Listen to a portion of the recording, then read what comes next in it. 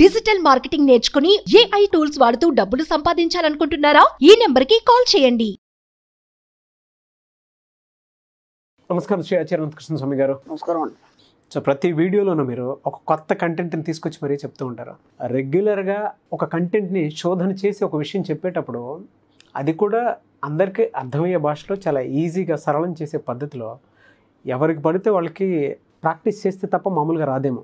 ఎందుకంటే ఆ కాన్ఫిడెన్స్ కానివ్వండి, మీరు మాట్లాడేటప్పుడు కానివ్వండి, ఎప్పుడైనా సరే ఒక మాట అటు ఇటు కాకుండా అంత పాజిటివ్ వచ్చేలాగా మనీ సబ్జెక్ట్ని అంత నీట్గా డీల్ చేసుకుంటూ వస్తున్నారు. వెరీ హ్యాపీ ఫర్ యూ అండి. ఎందుకంటే ఆడియన్స్ కూడా దాన్ని తగ్గట్టే రిసీవ్ చేసుకున్నారు వాళ్ళ ఆ సబ్జెక్ట్ని. అండ్ క్లాసెస్ కోసం కూడా ఎక్కువగా అడిగేది కూడా అందుకే. సబ్జెక్ట్లో లీనమైపోయినటువంటి వాళ్ళు చాలామంది ఉన్నారు, ఆలోచన స్థాయిని మార్చుకున్నటువంటి వాళ్ళు చాలామంది ఉన్నారు. అండ్ కొంతమంది కార్పొరేట్ కల్చర్లో పెరుగుతున్నటువంటి వాళ్ళు, పెద్ద పెద్ద వాళ్ళు ఆలోచన స్థితిని మార్చుకోవడం కోసం మీ క్లాస్కి అటెండ్ అయినటువంటి వాళ్ళని చాలామందిని చూశాను నేను.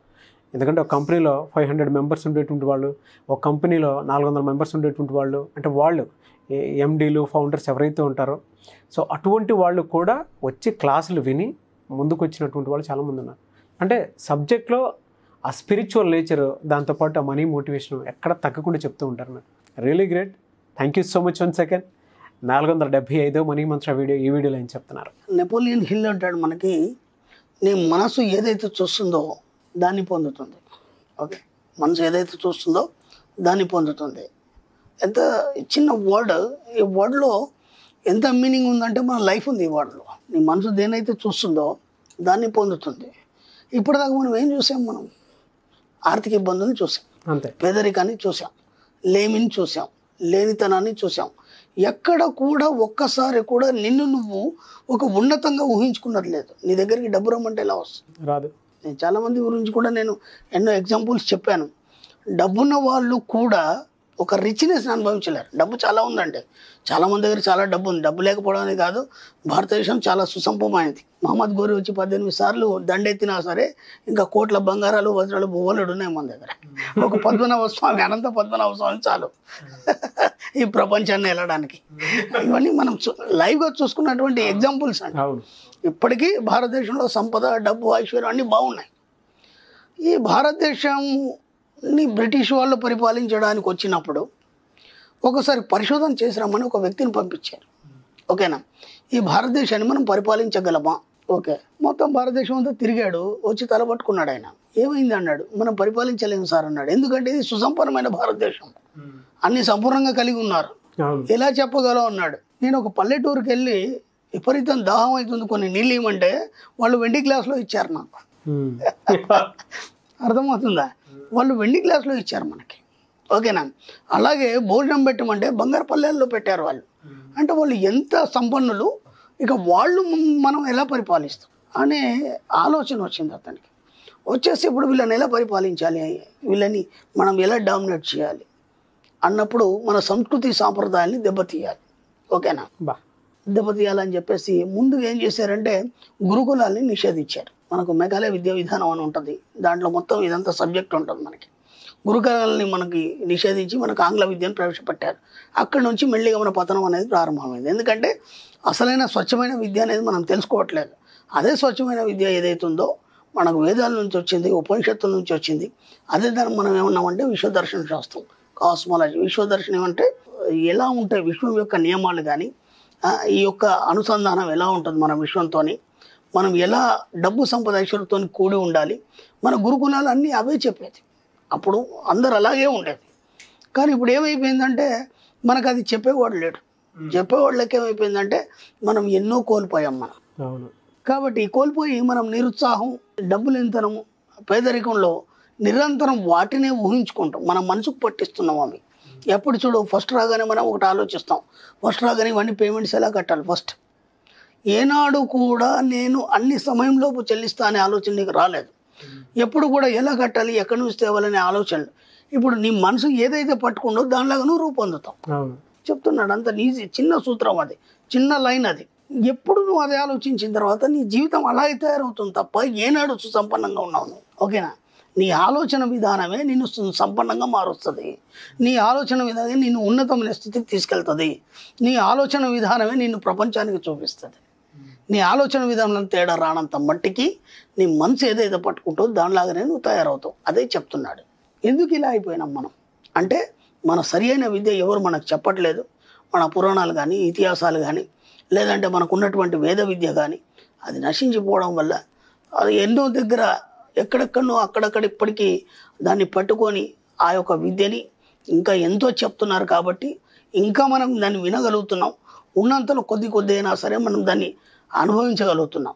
ఎంత వీలైతే అంత మీ యొక్క ఆలోచన విధానమే మిమ్మల్ని మారుస్తుంది. కాబట్టి మీ మనసు ఏదైతే పట్టుకుంటుందో ఆ పట్టుకునే విధానంలో ఎంత వీలైతే అంత మీరు ఒక కోటీశ్వరుడిగా, ఒక ధనవంతుడిగా ఊహించుకోండి ఫస్ట్. ఓకే, అన్నీ సంపూర్ణంగా ఉన్నట్టుగా ఊహించుకోండి. ఓకే, ఏనాడు కూడా నీకు లేదు అనే ఆలోచనలు కలిగి ఉండకండి. ఎప్పుడైతే మీరు ఉన్నట్టు ఊహించుకుంటారో ఉన్నట్టుగానే మీకు విశ్వం అన్ని సమకూరుస్తుంది. కాబట్టి ఆ విద్య లోపం వల్లనే మనం ఇలా తయారైనాం. కాబట్టి స్పష్టంగా చెప్తున్నాడు, నీ యొక్క మనసు ఏదైతే ఆలోచిస్తుందో దానిలాగానే నువ్వు రూపొందుతావు. ఎక్కడ మీరు ఏ విషయంలో తీసుకున్నా సరే, ఇప్పుడు ఒక కలెక్టర్ కావాలని మీరు అనుకున్నారు, ఒక డాక్టర్ కావాలనుకున్నారు, ఒక ఇంజనీర్ కావాలనుకున్నారు, ఏదైనా కావచ్చు, లేదా ఒక ధనవంతుడు కావాలనుకున్నారు, లేకపోతే ఒక పెద్ద కంపెనీ పెట్టాలనుకున్నారు. ఆ ఊహలన్నీ మీ మనసు పట్టుకున్నప్పుడు మాత్రమే మీరు అక్కడి దాకా చేరగలుగుతారు. ఎప్పుడైతే ఆ ఊహలను మీరు పట్టుకోలేదో దానిలాగా మీరు ఎలా తయారవుతారు? అవును. కాబట్టి మీ ఊహలు ముఖ్యం. మీకు మన సబ్జెక్ట్లో ఊహాశక్తి అని ఒక ఎక్సలెంట్ సబ్జెక్ట్ ఉంటుంది. మనం క్లాస్లో చెప్తాం, ఎందుకంటే అది ఒక 2-3 గంటల సబ్జెక్ట్. ఆ ఊహాశక్తిని ఎలా పెంపొందించుకోవాలి, ఆ ఊహాశక్తి పెంపొందించుకోవడం ద్వారా మీరు ఎలా రూపొందుతారు, దానికి ఏమేమి సొబగులు అద్దాలి, దాన్ని ఏ విధంగా మీకు అనుగుణంగా మలుచుకోవాలి. ఊహాశక్తిని మించింది ఈ ప్రపంచంలో ఇంకోటి ఏం లేదు. మన సబ్జెక్టులో నేను స్టార్టింగ్ నుంచి చెప్తున్నాను, ఏది ఉండదు, అన్నీ మీరు ఊహించుకోవడం ద్వారా పొందడం అనేది జరుగుతుంది. కాబట్టి మీ మనసు ఏదైతే పట్టుకుందో దానిలాగా మీరు రూపొందుతారు. ఈ యొక్క వాక్యాన్ని పదే ఆలోచించండి, పదే పేపర్ మీద రాయండి. ఆ రాసిన తర్వాత ఒక్క మాట ఆలోచించండి, మీ మనసు ఏం ఆలోచిస్తుంది, మీ మనసు ఏం పట్టుకుంటుంది మీకు అర్థమైపోతుంది. మీరు ఎందుకు ఇలా ఉన్నారు, సింపుల్గా అంతే. ఒకసారి ప్రశాంతంగా కూర్చోండి, ఈ యొక్క వాక్యాన్ని రాసి కింద మీరు ఎందుకు ఇలా ఉన్నారని మొత్తం ఆన్సర్ వచ్చేస్తుంది మీకు. ఇప్పుడు దాన్ని ఏ విధంగా కొత్తగా మార్చుకోవాలి, ఎక్కడ ఉన్నత స్థాయికి వెళ్ళాలి, ఏ రకంగా మీరు మారాలనుకుంటున్నారు, ఏ రకంగా మిమ్మల్ని మీరు చూసుకోవాలనుకుంటున్నారు, అదంతా మీకుగానే అర్థమైపోతుంది. దాన్ని ఎవరు చెప్పే అవసరం లేదు. అర్థమైన విధంగా మళ్ళీ అటువైపు ఆలోచనలు చేయండి. యాజ్ ఇట్ ఈస్గా మీరు ఏదైతే ఊహిస్తారో దానిలాగా మీరు తయారవుతారు. ట్రూ అండి. ఎందుకంటే ఇవాళ ఎక్స్పీరియన్స్ చేసినటువంటి వాళ్ళు, మన సబ్జెక్ట్లో ఎక్స్పీరియన్స్ చేసినటువంటి వాళ్ళు ఉన్నారు, బయట చాలా గొప్ప వాళ్ళు, పెద్దవాళ్ళు ఆ ఆలోచనని పట్టుకొని వాళ్ళు క్రియేట్ చేసుకున్నటువంటి వాళ్ళు, దానిలాగా మారినటువంటి వాళ్ళు చాలామంది ఉన్నారు. ఇప్పుడు కొంతమందికి ఐఏఎస్ ఆఫీసర్ అవ్వాలని ఉంటుంది, కొంతమందికి బెస్ట్ టీచర్ అవ్వాలని ఉంటుంది, కొంతమందికి యాక్టర్ అవ్వాలని ఉంటుంది, కొంతమందికి మంచి బిజినెస్ మ్యాన్ అవ్వాలని ఉంటుంది. అంటే ఆలోచన స్థాయి ఏ విధంగా అయితే మనం తీసుకుంటామో, దాన్ని పట్టుకోగలుగుతామో, దాన్ని తగ్గట్టే మనం రూపాంతరం చెందాం. అంతే సింపుల్. ఆ వర్డ్ మీరు పట్టుకోండి, ఆ వర్డ్ పట్టుకొని పదే ఆలోచించండి. అవును, ఇప్పుడు నేను ఎందుకు ఇలా ఉన్నాను అంటే, గతంలో నువ్వు ఎలాంటి నీ మనసుతో ఆలోచనలు చేసావు, అందువల్ల ఇలా తయారవు అనేది మీకే అర్థమవుతుంది. దాంట్లో ఇంకా కొత్త మీరు ఎవరు చెప్పాల్సిన అవసరం లేదు. ఇప్పుడు దాన్ని ఎలా మార్చుకుంటే నువ్వు అలా తయారవుతారని మీరే డిజైన్ తయారు చేసుకో. చాలా డీప్ సెన్స్తో కూడుకున్నటువంటి చిన్న వర్డ్ కానీ ఎక్సలెంట్ చెప్పాడు ఆయన, భలే చెప్పాడు. మీ మనసు ఏదైతే పట్టుకుందో అలా మీరు తయారవుతారు. సింపుల్. ఈ ఒక్కదాన్ని పట్టుకుంటే మనం ఏదంటే తయారవుతాం. నేను అలాగే పట్టుకున్నాను, ఈరోజు ఈ స్థాయిలో ఉన్నాను. మంచి సబ్జెక్ట్, ఎక్సలెంట్. ఎంతోమంది మారారు, వాళ్ళ జీవితంలో ఎన్నో మార్పులు వచ్చినాయి. నాకు ఒక లేడీస్ ముఖ్యంగా నాకేంటంటే, పాపం ఈ ఆడవాళ్ళు ఏంటంటే ప్రొద్దున లేచి నుంచి ఇంట్లో పనితో చాలా బిజీ ఉంటారు. కొందరు జాబ్స్ కూడా చేస్తారు, ఇంట్లో పని అంతా చేసి మళ్ళీ జాబ్ చేయాలి. ఒకే రొటీన్ లైఫ్ వాళ్ళకి, ఒకే రొటీన్ లైఫ్. మా జీవితంలో మార్పు వస్తుంది అన్న వాళ్ళు కూడా ఈరోజు ఒక మంచి ఉన్నత స్థాయిలో ఎన్నో పరిశ్రమలు పెట్టి ఎంతోమందికి ఎంప్లాయ్మెంట్ కలిగిస్తూ ఎంతో సంపాదిస్తున్నారు. మనం ఎన్నో ఫీడ్బ్యాక్లు చూస్తాం. అంటే వాళ్ళ మనసు ఏదైతే పట్టుకుందో దానిలాగా మారారు. వాళ్ళు మారి ఇతరులకు ఆదర్శంగా తయారైనారు. ఆశ్చర్యపోతారు. ఒక క్లాస్కి వచ్చిన వాళ్ళు కొత్త వాళ్ళు చూస్తారు కదా, ఇది నిజమా అని ఆశ్చర్యపోతారు. వాళ్ళు మళ్ళీ వాళ్ళతో డిస్కషన్ చేస్తారు. వాళ్ళు చెప్తారు, ఎలా నేను అఫర్మేట్ చేశాను, ఎలా నా జీవితాన్ని చూడాలనుకున్నాను. ఎందుకంటే నా పెళ్ళైనప్పటి నుంచి నేను ఎన్నో ఆర్థిక ఇబ్బందులు పడ్డాను. ఈ ఆర్థిక ఇబ్బందుల్ని అధిగమించాలంటే ఏం చేయాలనడానికి ఎప్పటివరకు ఏ దారి దొరకలేదు. ఈ సబ్జెక్ట్ పట్టుకున్న తర్వాత నన్ను నేను మార్చుకోగలిగాను.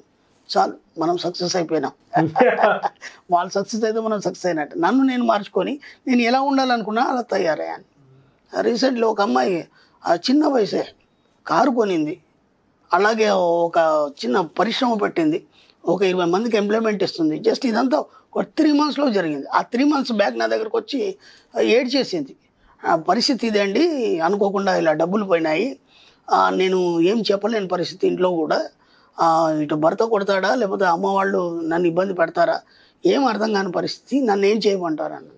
ఒక్కసారి క్లాస్కి రమ్మా అన్నాను. ఈరోజు ఆ అమ్మాయి చెప్తుంటే నాకు ఎంత హ్యాపీగా ఉందంటే వితిన్ 3 monthsలో మొత్తం లైఫ్ అంతా మారిపోయింది అమ్మాయి. ఎస్, జస్ట్ తన ఆలోచన విధానాన్ని మార్చుకుంది, దాని వైపే ఆలోచన చేస్తూ పోయింది.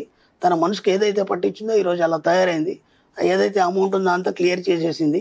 ఇవాళ అమ్మాయి ఇతరులకు ఎంప్లాయ్మెంట్ ఇస్తుందంటే ఓ 10 మందికి గ్రేట్ హ్యాట్సప్ టు హర్. మార్చింది సబ్జెక్ట్, ఎంతోమందిని మార్చింది, ఇంకా చాలామంది మారుతున్నారు. క్లాస్కే రావాలనేం లేదు, వీడియోలోనే చాలామంది మారారు. చాలా సంతోషం. సబ్జెక్ట్ డెప్త్ తెలుసుకోవాలనుకున్నప్పుడే క్లాస్కు రండి, అప్పటిదాకా వీడియోలు ఉంటే సరిపోతుంది, ఖచ్చితంగా మార్పు వస్తుంది. ఇన్ని వీడియోలు చేసాం మనం. Thank you sir, thank you so much Shri Acharya Anantakrishna Swami garu. Thank you అండి.